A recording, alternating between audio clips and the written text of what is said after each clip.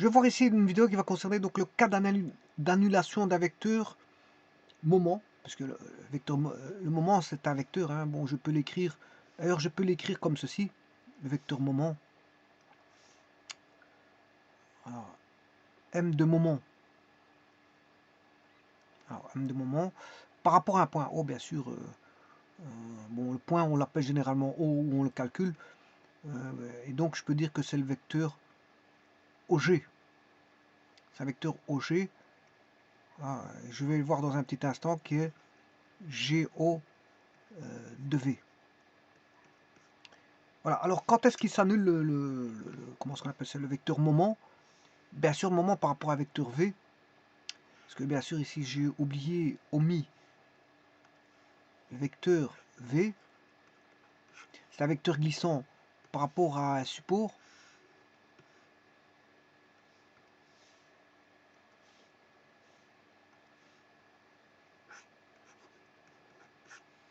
Alors quand est-ce qu'il s'annule? Quand est-ce que le moment s'annule? Alors pour ça, il faut revoir bon, ce que c'est que le moment. Alors je vais rappeler ici, bon, tout d'abord, c'est des notions vectorielles ici, c'est-à-dire produit vectoriel. Et donc il faut connaître le produit vectoriel déjà à la base. Là on a le produit vectoriel qui est défini au travers d'un voilà, d'un déterminant d'une matrice 3 x 3, voire 3 matrices 2 x 2. Alors je rappelle que le produit vectoriel de deux vecteurs donne un vecteur, hein, et que le produit vectoriel est anticommutatif. Alors qu'est-ce que c'est que quelles sont les données qu'on doit avoir? Ben, il faut 2 points. 2 points, voilà, AB. Un support, bien sûr. AB est sur le support, je dirais plutôt... Bon, je vais recommencer. Je préfère mettre un support d'abord. C'est le support d'abord qu'il faut mettre. C'est un vecteur glissant. Tout vecteur que vous allez choisir sera sur ce support. Le support, je l'appelle delta. Et je prends 2 points AB. Et je forme bien sûr le vecteur V. Bien sûr, je vais calculer par rapport à un point O, le produit vectoriel. Et bien sûr, je vais faire tout simplement le produit vectoriel de OA fois OB, qui va donner le vecteur, enfin le moment du vecteur, le moment par rapport au point O du vecteur V. Alors il suffit de calculer pour ça, pour avoir le vecteur. Je vais calculer le moment. Voilà. Le vecteur moment, que je peux écrire comme ceci, par rapport au point O, qui est le vecteur OG, comme je vous ai dit. Voilà, quel vecteur OG? Alors, le vecteur OG de V est égal à moment par rapport au point O du vecteur de V, c'est égal à G0 de V, voilà, voilà, défini par OA fois OB. C'est juste le produit vectoriel. Voilà. Alors, V, c'est quoi? C'est un vecteur glissant, hein. C'est un vecteur glissant par rapport à un axe delta. C'est un vecteur glissant delta. Donc ici, qu'est-ce qu'on a comme type de vecteur? Ben, on a un vecteur lié, puisque ceci, c'est un vecteur lié. Voilà. C'est un vecteur lié. Et bon, ça, c'est un vecteur glissant, qui glisse le long d'un support delta. Son support, c'est delta. Alors, si je voulais être plus, je vais dire, comment est-ce qu'on appelle ça, là, je devrais marquer V delta, si je devais être plus précis. Parce que c'est un vecteur glissant.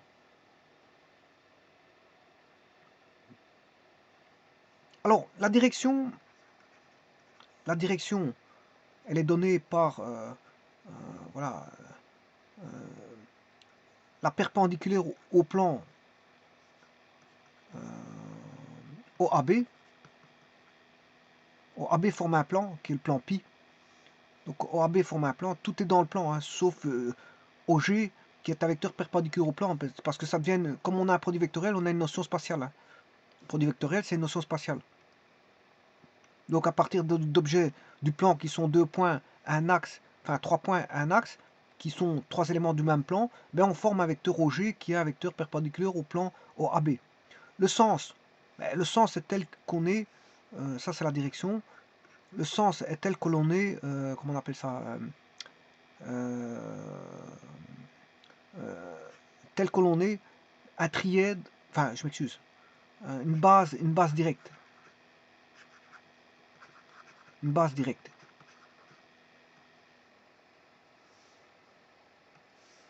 Alors, la base directe est définie par la règle du tire-bouchon, je vous rappelle. Hein.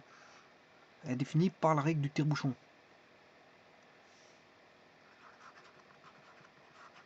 Voilà, ça c'est le sens, soit vers le haut ou vers le bas, suivant la... Voilà, alors, si vous allez de A vers B, ben, il sera dirigé vers le haut. Si vous allez de B vers A, il sera dirigé vers le bas. Le produit vectoriel est anticommutatif. Il est anticommutatif. Alors, le module. Le module, ben, c'est... ici, on a une perpendiculaire. Voilà, la distance de O au support, c'est H. Bon, je vais essayer de le faire autrement et montrer qu'on a... Si je prends une perpendiculaire... supposons que la perpendiculaire est comme ceci. Voilà. Là, j'ai H. Bien, bon, la perpendiculaire peut être aussi par là. Bon, peut-être voilà, à l'intérieur du triangle, au AB ou à l'extérieur, ça on s'en fout. C'est pas un problème. Supposons qu'ici je le mette à l'intérieur. Eh bien, le module, c'est l'aire du parallélogramme formé par voilà, AB, la norme de AB fois la norme de OH. OH est la distance de O au support. Voilà. Et donc là, vous avez la direction, le sens et le module. Et donc, je peux aussi écrire que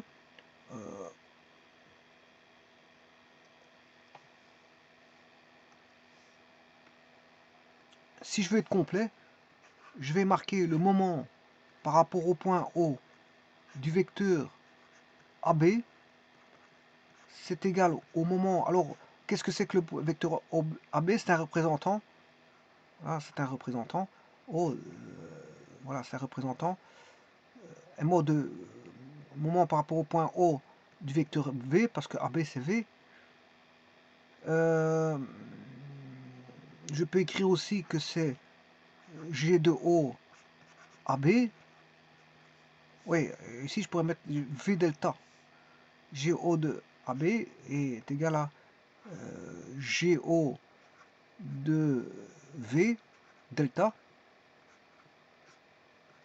est égal à GO de AB égale GO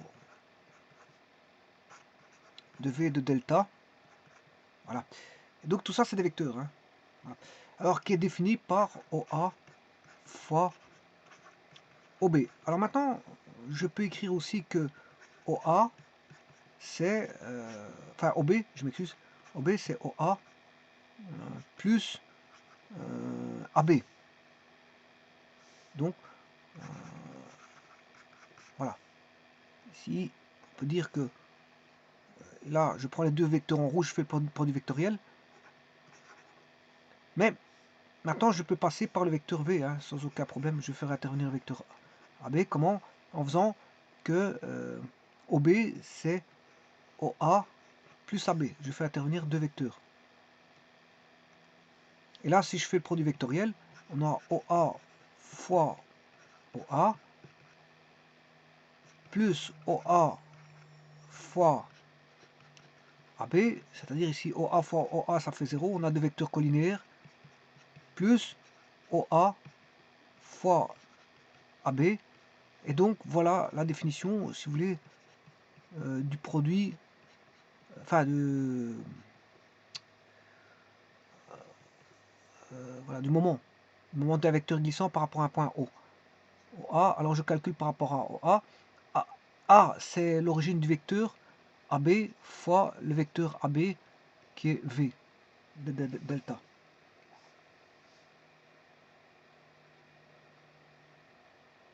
Voilà, et donc maintenant je peux définir correctement les choses. On appelle le moment d'un vecteur glissant AB, voilà, le représentant AB ou V, par rapport à un point O, le vecteur lié au G, équivalent, il est équivalent au vecteur G. Voilà, il est équivalent, le vecteur OG est équivalent à un ensemble de vecteurs, voilà, qui serait G, des vecteurs libres. C'est tous des vecteurs équivalents, hein, même norme, même sens, même intensité, tous ces vecteurs G sont les mêmes. Donc, le vecteur OG, qui est G0 ici, bien sûr 2V, delta, ben, il est équivalent à G, à ce vecteur G, et G est défini bien sûr par ce que je vous ai mis ici, c'est-à-dire OA fois AB. OA fois AB, OA fois delta, voilà, et là il est lié. Voilà, là, quand on le lie au point, voilà, quand on le lie au point O, eh ben, le vecteur G devient GO. Le vecteur là, G, ou qui est égal à bien sûr G de V delta bien sûr, hein, est égal à OA fois B. Voilà. Et ça c'est le vecteur lié. Ben, enfin libre, je m'excuse, c'est tous des vecteurs libres, définis par ceci, qu'on va lier au point ici, au point O. Voilà. Et donc, c'est ça le moment d'un vecteur glissant par rapport à un point donné O. Maintenant, quand est-ce qu'on a le cas d'annulation, et c'est ça qu'il faut voir, quand est-ce qu'on a 0, ben, comme on vient de définir, ceci est égal à OA fois AB. Alors, de deux choses l'une, soit si OA égale 0, ben, ça veut dire que O égale A. Ça veut dire que l'origine est O est sur l'axe, sur le support. Vous calculez, voilà, avec un point O sur le support.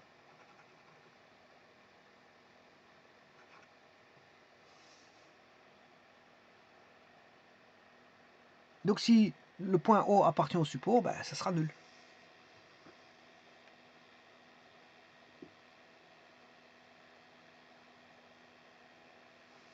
Donc O est sur delta. Alors si O est sur delta, il n'y a pas de calcul à faire. Le moment va être nul. Si vous mettez le point O, donc le point O doit être distant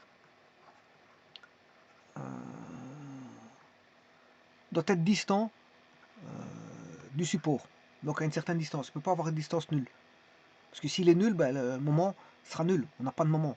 Donc je ne sais pas dessiner de moment nul, ça veut dire que je ne sais pas dessiner le vecteur moment, hein, puisqu'il est nul, il n'y en a pas. Voilà, le vecteur là, il n'y en aura pas. Parce qu'il sera nul. Alors une autre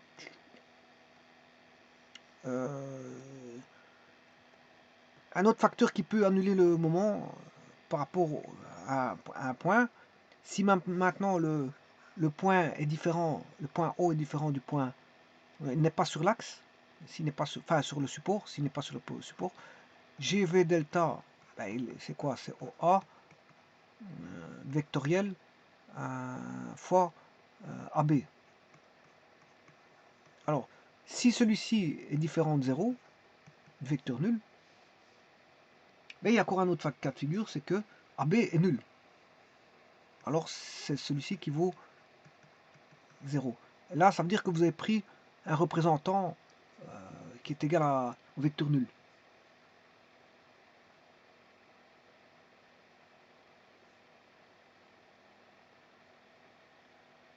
Donc il y a deux cas de figure. Hein. Deux cas de figure, on peut avoir... alors je vous rappelle qu'un produit vectoriel, c'est OA fois la norme de A fois la norme de AB fois le sinus de θ.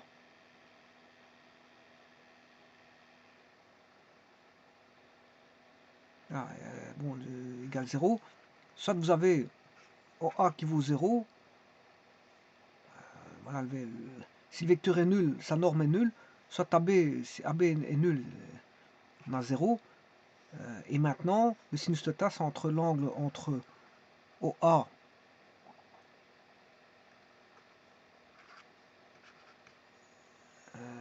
et vecteur AB. Donc si je fais une parallèle,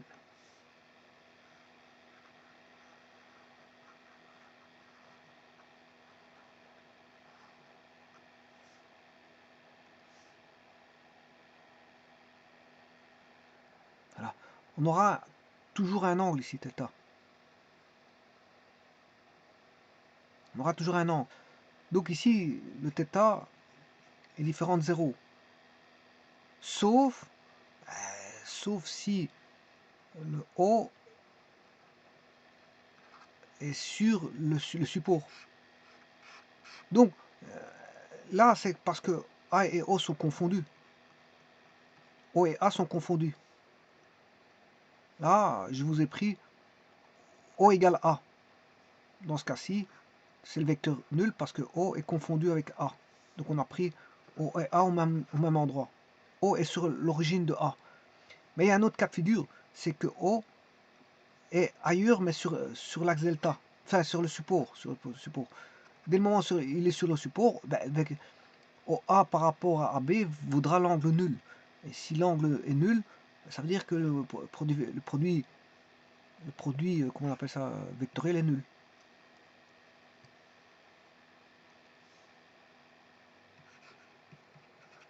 Donc il y a plusieurs cas de figure où on peut avoir l'annulation. Hein.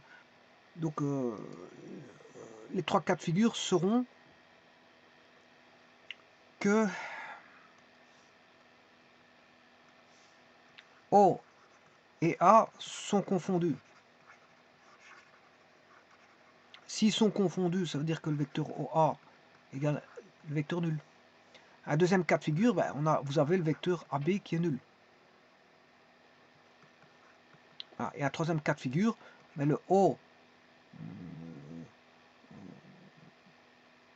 Oui, donc O et A sont confondus, mais A est sur l'axe delta, hein, et donc O est sur l'axe delta ici. Hein. Voilà. C'est un cas particulier d'un point O sur l'axe delta, parce qu'il est vraiment sur A. Par contre, là, O est différent du point A, mais O est sur le support delta. Et s'il est sur le support delta, à ce moment-là, ben, là, sinus θ qui vaut 0. Sinus θ vaudra 0, puisqu'on aura A, supposons qu'on prenne le O ici, on aura sinus de 0, puisque le O il est là, et le B il est là. Maintenant, si je prends de l'autre côté, si j'ai le A, le B, ça c'est le support, delta, je prends le O ici, OA, OA il est là. S'il est à l'intérieur, l'angle il fait OA il fait 0. S'il est à l'extérieur, OA avec OB il fait 0 ici. Par contre ici, OA avec AB il fait 180. Et sinus de 0, ça fait 0, c'est le cas ici. Et sinus de 180, ça fait aussi 0. Et ça c'est le cas ici. Le O il est à l'extérieur.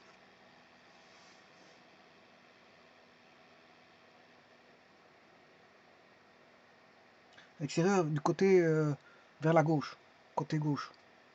Donc les cas d'annulation d'un produit, enfin comment on appelle ça, d'un moment d'un vecteur glissant par rapport à un point donné, mais on aura l'annulation on n'aura pas de moment vectoriel, c'est-à-dire on aura un cas d'annulation si O est sur l'axe delta, voire en A particulièrement, hein, parce que de toute façon, qu'il soit, s'il est en A particulièrement, il est sur l'axe delta, donc en général, s'il sera sur l'axe delta, on aura le cas d'annulation. Et deuxièmement, si on a affaire à, vous voulez rechercher le moment par rapport à un vecteur nul. Là, c'est normal que le moment sera nul, puisque le vecteur à la base, il est nul. Donc il faut quand même qu'il y ait une distance, hein, pour avoir un certain moment, il faut qu'il y ait une certaine distance qui existe entre voilà, le point O et l'axe. Il faut l'existence d'une distance entre le point O et l'axe. Parce que s'il est sur l'axe, il n'y a pas de distance, hein. La distance est nulle. Je vous remercie.